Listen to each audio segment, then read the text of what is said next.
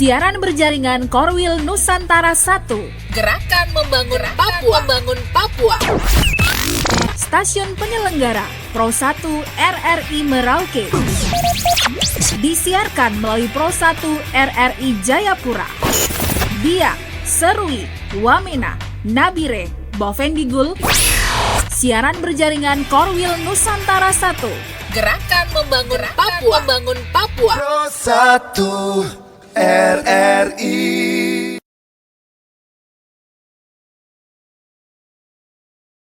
Bicara tentang ekonomi kreatif, kita tahu bahwa ekonomi kreatif itu ada 17 subsektor. Dan di Kabupaten Merauke sampai dengan saat ini baru 7 subsektor yang kemudian kami coba memberikan sentuhan terkait dengan program dan kegiatan yang diberikan oleh pemerintah daerah Kabupaten Merauke melalui Dinas Pariwisata dan Kebudayaan. Kemudian selanjutnya bahwa tentunya sebelum kita meletakkan program dan kegiatan, kita juga harus perlu mengidentifikasi para pelaku usaha ekonomi kreatif yang bergerak di bidangnya masing-masing, sehingga kita tahu apa sesungguhnya yang menjadi kebutuhan mereka.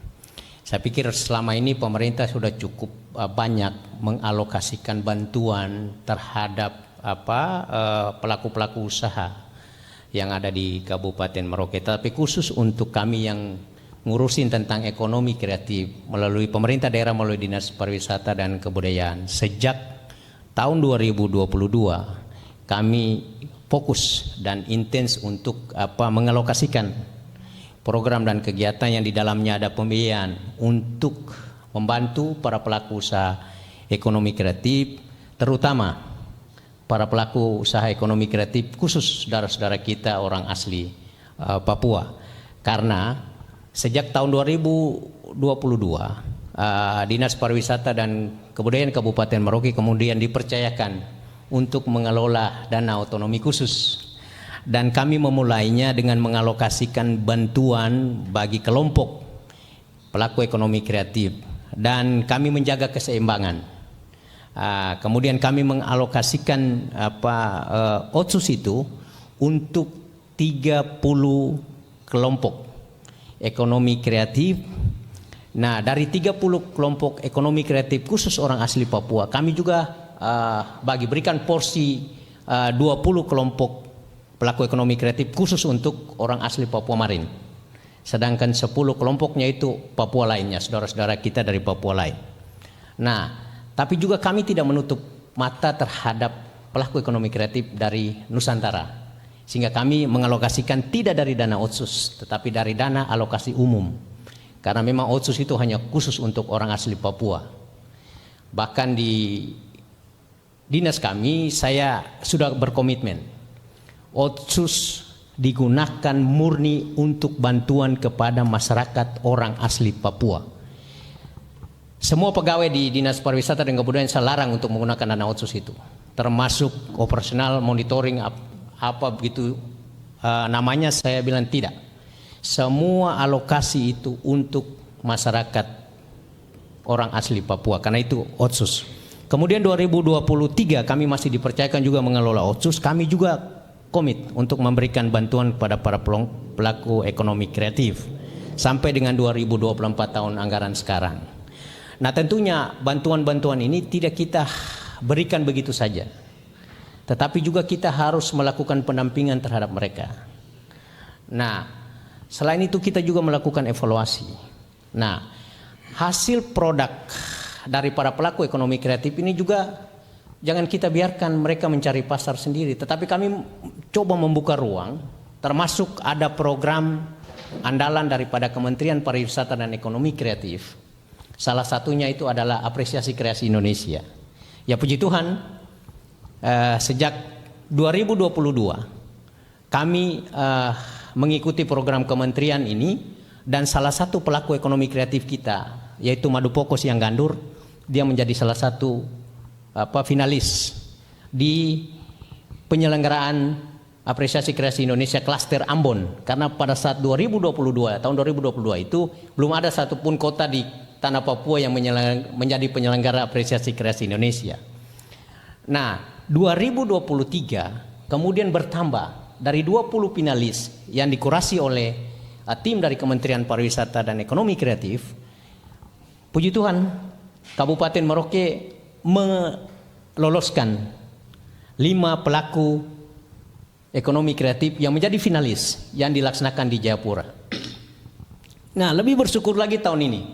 Tahun 2024, Mas Menteri Pariwisata, Kepala Badan Ekonomi Kreatif Indonesia, Mas Sandiaga Salahuddin Uno, Mas Menteri mempercayakan Merauke menjadi salah satu kota penyelenggara apresiasi kreasi Indonesia dari 12 kota yang dipercayakan di seluruh Republik ini. Dan kita dijadwalkan akan melaksanakan pameran puncak daripada pelaksanaan apresiasi kreasi Indonesia khusus klaster Merauke itu nanti pada tanggal 9 sampai dengan 11 Agustus, dan direncanakan Mas Menteri akan datang ke Kabupaten Merauke. Kemudian tidak hanya di apresiasi kreasi Indonesia, kami juga memfasilitasi para pelaku ekonomi kreatif untuk mengikuti pameran Inekraf di Jakarta, supaya produk-produk hasil kreativitas kelompok pelaku ekonomi kreatif ini juga bisa dikenal secara luas. Kemudian tidak hanya di situ, kami juga kemarin lewat program kami mengirimkan 5 saudara kita, termasuk di samping saya ini, Mas Domin ini, Namek Domin. Dari 5 saudara-saudara kita kami kirim ke Jogja untuk belajar atau mengikuti pelatihan tentang gerabah. Mereka tinggal di sana di kampung wisata atau desa wisata Kasongan. Itu selama 1 bulan. Mereka belajar bagaimana membuat gerabah. Dan hasilnya luar biasa karena kami juga membawa contoh tanah liat dari Merauke untuk dijadikan sampel di sana. Jangan kemudian kita tidak bawa dari sini, karena nanti kalau kita latih dengan tanah di Jogja baru pulang ke sini kita mau bawa tanah dari Jogja ke sini kan. Kita harus ambil contoh tanah kita yang ada di sini. Ternyata dari tanah yang dibawa itu memang nanti itu hampir sama dengan tanah yang digunakan di kampung atau desa Kasongan. Nanti lebih jelas nanti pelakunya langsung menceritakan sebentar. Jelasnya bahwa sampai dengan 2024, tahun anggaran 2024, pemerintah daerah, Pak Bupati sangat komit untuk bagaimana mendorong program dan kegiatan melalui Dinas Pariwisata untuk memberikan sentuhan kepada para pelaku ekonomi kreatif, khususnya untuk orang asli Papua. Karena sebagaimana visi beliau dalam kepemimpinan dengan Pak Wakil Bupati itu kan salah satu poin itu bagaimana kemudian Merauke menjadi gerbang kesejahteraan. 30 kelompok itu tahun 2022 sampai dengan 2024 ini kami kurang lebih 139. Wow, dan lebih meningkat lagi ya Pak. Dan kami sudah inventarisir semua dan kami membuat satu katalog. Jadi ada buku katalog yang disiapkan oleh Dinas Pariwisata dan kemudian semua nama kelompok dan jenis produknya termasuk harganya, nomor kontaknya ada di dalam buku ini, dan kami juga telah mempersiapkan untuk membantu para pelaku ini melalui pemasaran digital lewat website. Nah, nanti tekniknya Pak Kabit bisa ceritakan sebentar. Nah, terkait dengan 7 subsektor dari 17 tadi, itu diantaranya adalah kriya. Kriya itu jumlahnya 83 kelompok, di mana orang asli Papua ada 52 dan non Papuanya 31. Kemudian ada kuliner, itu 33 kelompok. Kami sudah siapkan datanya. Untuk orang asli Papua ada 17 dan non OAP itu 16 kelompok. Fashion, seni pertunjukan, seni rupa, kemudian fotografi, film, animasi dan video serta musik. Jadi semua ada 7 subsektor dari 17 subsektor yang ada di ekonomi kreatif. Kami baru mengembangkan untuk 7 subsektor 7 itu. ya Pak. Saya pikir kita tidak berbicara bahwa kita harus penuhi itu semua 17 subsektor itu, tetapi bagaimana kemudian dari 17 subsektor itu kita melihat potensi yang ada. Karena ketika kita bicara potensi yang ada, maka itu kita harus kembangkan itu. Yang kita kembangkan mengejar subsektor yang lain, padahal kita tidak punya potensi untuk itu.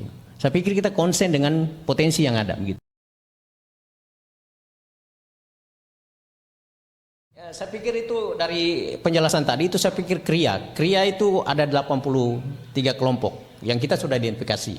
52 diantaranya itu adalah orang asli Papua.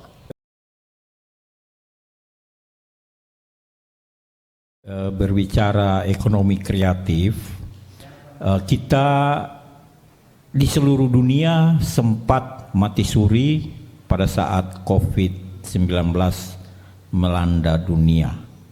Dan puji Tuhan wabah itu bisa berakhir dan kita praktis mulai bangkit kembali di tahun 2022 dan bertepatan dengan tahun 2022 itu seperti yang disampaikan Bapak Kepala Dinas tadi, Dinas Pariwisata dan Kebudayaan dipercayakan untuk mengelola dana otonomi khusus.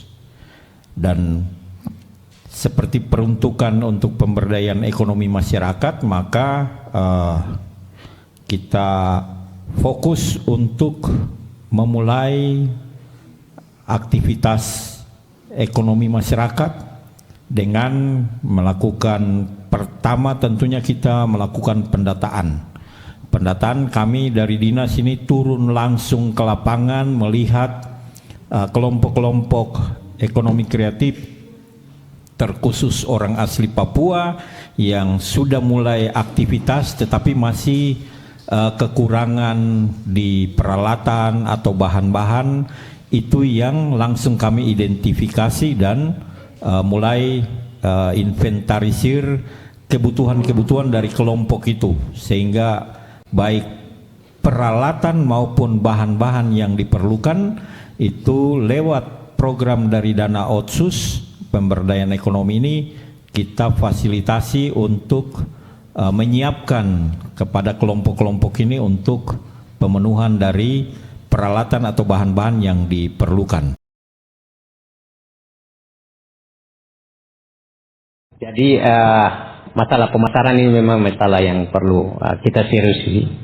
Kemudian kenapa saya cerita tadi, kemudian kami mendorong, memfasilitasi para pelaku ini untuk mengikuti program apresiasi kreasi Indonesia, supaya mereka bisa belajar dan dilatih tentang pengemasan produknya sehingga bisa berpunya nilai saingnya. Kemudian pemasarannya itu kami juga melaksanakan pameran.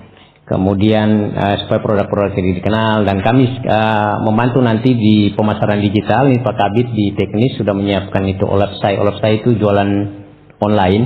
Nanti para pelaku yang binaannya Dinas Pariwisata yang ada terdata di buku katalog ini, kami akan masukkan semua produknya di situ sehingga bisa diakses secara online, pemasaran online. Kemudian selain itu yang tadi saya sampaikan juga, kami juga memfasilitasi untuk ikut dari Inekraf. Ya, di tahun ini kami mengirimkan ada 3 pelaku, dan tahun depan saya pastikan yang ada di samping kiri kanan saya ini, Pak Domi dan Ibu Sumarni akan menjadi peserta untuk pameran Inekraf tahun depan. Ya, saya pikir ini tidak menjadi kerjanya Dinas Pariwisata dan Kebudayaan. Di dalamnya itu ada ekonomi kreatif, tetapi ini kerja bersama, dan juga ada OPD-OPD lain seperti Dinas Perindakop, ya ada Rumpun Pertanian, ya ada Dinas Perikanan, kemudian Ketahanan Pangan. Saya pikir kita harus bersinergi. Memang selama ini pemerintah sudah mengalokasikan cukup besar dana untuk cuma memang masalahnya adalah bagaimana kemudian kita harus melakukan pendampingan.